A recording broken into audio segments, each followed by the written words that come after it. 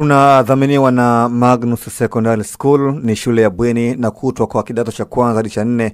Ni shule bora yenye mazingira tulivu ya kujisomea. Habari njema kwa sasa ni kwamba Magnus wanatoa ufadhili wa ada ya masomo. Ni vizuri ama ni vema mzazi ukampeleka mtoto wako Magnus Secondary.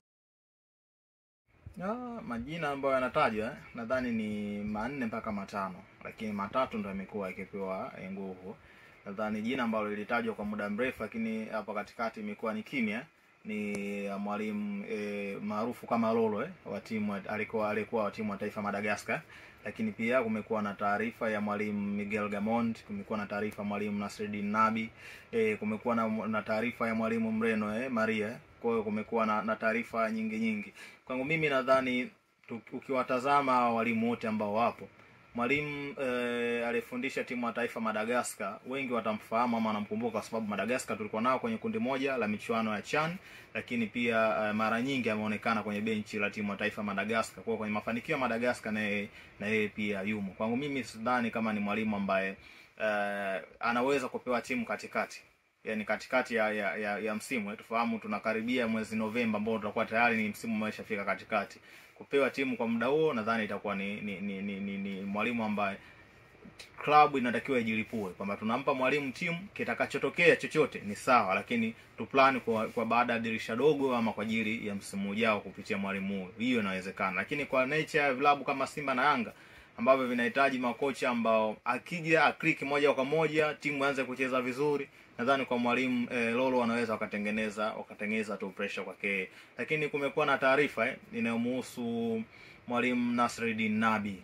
Tukumbuke hii Yanga ambayo inaonekana inafanya vizuri, kila mtu atakayemuuliza kwamba Yanga ilianza kufanya vizuri wapi, atakwambia msingi uliwekwa na mwalimu Nasreddine Nabi.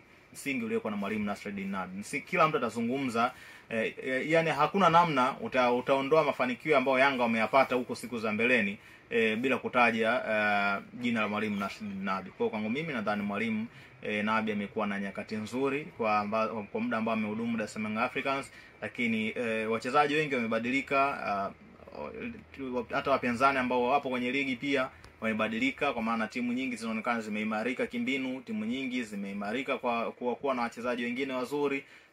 Kwa Yanga watamchukua mwalimu Nasreddine Nabi, baada itabidi turudi kule. Tukumbuke wakati mwalimu Nabi anakuja alikuwa ametoka El Merreikh ya nchini Sudan, ambao alifikisha group stage, na huo msimu walikuwa group moja na AC Vita, Ahali pamoja na Simba. Ndio walipofanya vibaya El Merreikh wakaamua kuachana na mwalimu Nabi. Mwalimu Nabi alipofika Tanzania aliwaambia Yanga anahitaji siku 90 ndo aanze kumjaji. Wampe siku 90 za yeye kutengeneza timu. Na tuliona kitu ambacho kilifuata.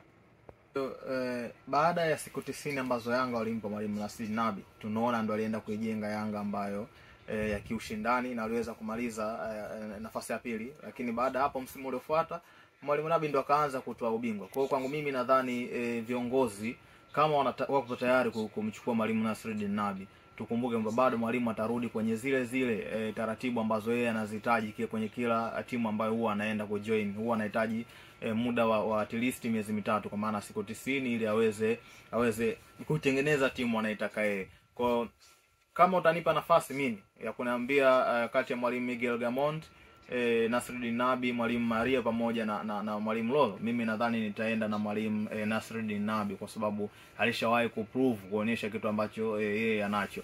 Mwalimu Miguel Gamond alifanya vizuri, hatuwezi kukwepa hilo, lakini alifanya vizuri baada ya kukuta msingi uliotengenezwa na mwalimu Nasreddine Nabi. Kwa kwangu mimi nadhani mwalimu Nasreddine Nabi inakuwa ni sahihi zaidi kumchukua. Lakini tukumbuke pia mwalimu Nasreddine Nabi kwa sasa hivi hana timu baada ya kuachana kule Afrika Kusini, sasa hivi hana timu. Kwa hiyo ni mwalimu ambaye yupo sokoni, unaweza kumpata kwa urahisi ukilinganisha na mwalimu Miguel Gamond ambaye yupo Singida Black Stars na yupo kwenye project yao inaonekana kabisa ikiwa inaenda kualipa, kwa maana mechi ijayo kama watafanikiwa kufuzu kushinda wanaenda, ama wakipata suluhu tu ya bila kufungana wanaenda hatua ya makundi. Kwa hiyo inawezekana na yeye anahitaji kuwa sehemu ya historia ya klabu ya Singida Black Stars, kwamba kwa mara ya kwanza walipofika kwenye michuano ya kombe la shirikisho walifika hatua ya makundi na yeye akiwa ndo kocha mkuu. Kwa hiyo kwangu mimi natamani zaidi kwa hawa walimu ambao wanatajwa wanatajwa kujiunga ama Yanga wakiwa wanahitaji, basi Nasreddine Nabi akiwa ndio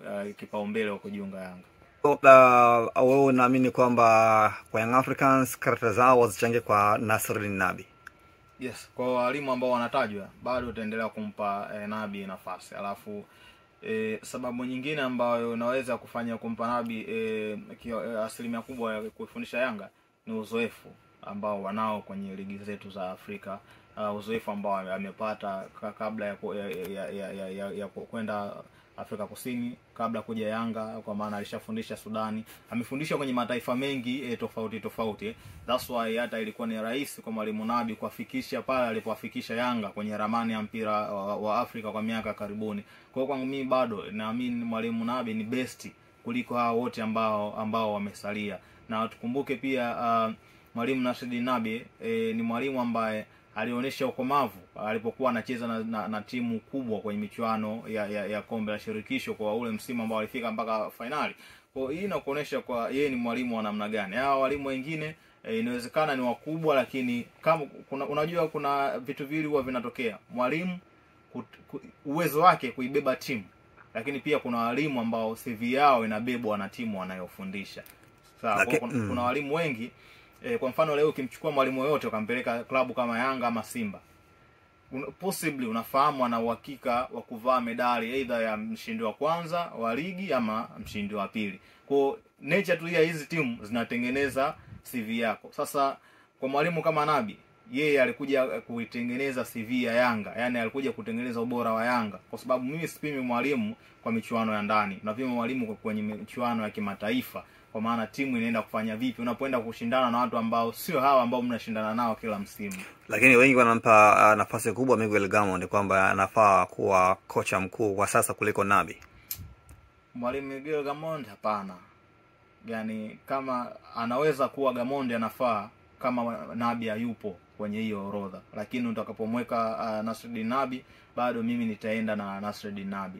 Of course Gamondi ni mwalimu mzuri, hatuwezi kupinga hilo, na alishaonyesha ubora wake alipokuwa Yanga, lakini tuliona mwisho wake ulikuwa vipi. Yes, namna ambavyo alikuwa anapata mkanganyiko kwenye kupanga vikosi na mengine mengi ambayo alikuwa anazungumzwa kuhusu yeye. Lakini nenda Dar es Salaam Africans kama utasikia taarifa mbaya kuhusu mwalimu Nasreddine Nabi. Kwa nadhani namna ambavyo hao walimu wawili walimalizana na uongozi, namna ambavyo hao walimu waliweka misingi yao kwenye klabu, bado Nasreddine Nabi ataendelea kuwa ni favorite. Lakini sababu nyingine nimeitaja sana hapo ni upatikanaji wa sokoni. Inawezekana sasa hivi kwenda kumtoa Gamondi Singida ikawa ni kazi ngumu kuliko kumchukua Nasreddine Nabi ambaye hana timu. Lakini sinafahamika kwamba Singida na Young Africans kana kwamba kama kuna urafiki fulani hivi, na si mara kwanza kuchukua makocha hapo. Hapana, yani hiyo ni nadharia ambayo ipo, lakini tukumbuke kuna kama mgogoro hivi kidogo ulitokea wakati mwalimu Milude Hamdi anatoka Singida kwenda Yanga. Singida wenyewe walisema walipatwa na mshtuko, si ndio? Wenyewe walitoa hiyo kauli kwamba tumeshtuka na baada ya kusikia hii taarifa. Baada ya hapo yes, hawatambui chochote. Baada hapo ni management ikalazimika zikae ili zione zinasolve vipi hilo swala. Hii inakuonesha ni kwa namna gani kwamba inawezekana kweli Yanga walishawahi kuwasilisha maombi yao kuhusu mwalimu Milude Hamdi, si ndio? Lakini hawakufikia tamati. Yanga wakaongea na mwalimu wakaamua kumchukua. Kwa kama iliweza kutokea hiyo kitu wakati ambao Singida wanawania tu kumaliza top 4 ili waende michuano ya klabu bingwa, Singida wenyewe wanasema walishtuliwa na kile ambacho Yanga walikifanya. Vipi kuhusu sasa hivi ambao wao wanataka kwenda hatua ya makundi ya kombe la shirikisho? Kwa kiwalisia kwenye mbinu tu ukizungumza kwenye ufundi sasa, kocha Nasreddine Nabi na Miguel Gamondi, yupi ni bora zaidi kwako? Kwa aina ya kikosi ambacho kipo kwa Yanga Dar es Salaam Africans, mwalimu Nabi ni muumini zaidi wa timu kucheza kwa kutegemea wachezaji ambao wana uwezo kukimbia eneo kubwa, wana uwezo kukava eneo kubwa, kwa maana Franks zile ambazo anakuwa nazo, lakini hata washambuliaji ambao wanakuwa nao ndio unaona kina Fisto walikuja wakati huo, kwa sababu Fisto ni striker ambaye ana uwezo kukava eneo kubwa. Yani uwezo kumuona muda wote anaenda kusimama yeye kuwa ndo mtu wa mwisho kwenye timu wakati ikiwa anashambulia. No, ana uwezo wa kudribble kutoka eneo la katikati ama kutoka kwenye final third ya mpinzani wake kwenda mpaka kwenda kufunga. tofauti na mwalimu Miguel Gamondi ambaye yeye anaamini tunacheza mpira as a team, yeyote anaweza kuscore, yeyote anaweza kuenjoy football. Kwa maana sajili nyingi za mawinga unaona kina Morocco walikuja, kina Tuisila Kisinda, ni falsafa ya mwalimu Nasreddine Nabi. Kwa aina wachezaji ambao Yanga wanao, wachezaji kama kina Celestine Ekwa, nadhani ni mwalimu Nabi anafiti zaidi. Otherwise kama Yanga watamchukua mwalimu Miguel Gamondi, tufahamu kuna wachezaji ambao moja kwa moja mfumo utawatema, wachezaji kama ambao wanacheza kwenye Franks. Sawa, lakini tukumbuke mwalimu Nabi kama pia ataingia kwenye kikosi cha Yanga, itakuwa ni ngumu kuiona nafasi ya Prince Dube, ni ngumu kuiona nafasi ya Andy Boyle. Badala yake utaiona nafasi ya Clement Mzize kucheza katika eneo la mshambuliaji wa mwisho, kwa sababu Mzize ndo anaiko kitu ambacho kina Fisto anacho. Ana uwezo kudribble umbali mrefu,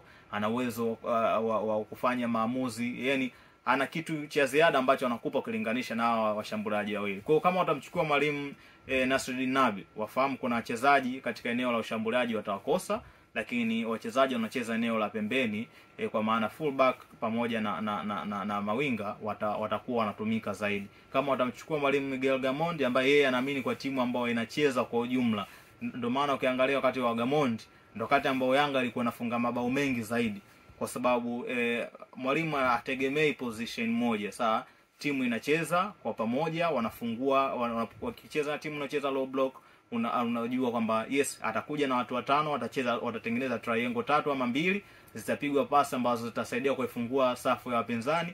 Yeyote ambaye atakuwa kwenye position sahihi kwenye kufanya finishing atafunga, tofauti na wakati wa mwalimu Nasreddine Nabi. Ndio maana uliona Fisto alikuwa anafunga zaidi kuliko mchezaji yote kwenye kikosi cha Yanga. Kwangu mimi, kwa aina ya wachezaji waliopo, ukimleta mwalimu Nasreddine Nabi unakuwa na faida kubwa zaidi, kwa sababu matumizi ya wachezaji ambao hawatakuwa wanatumika ni wachache kuliko utakapomleta mwalimu Miguel Gamondi. Usisahau kusubscribe kwenye YouTube Mwandike Digital.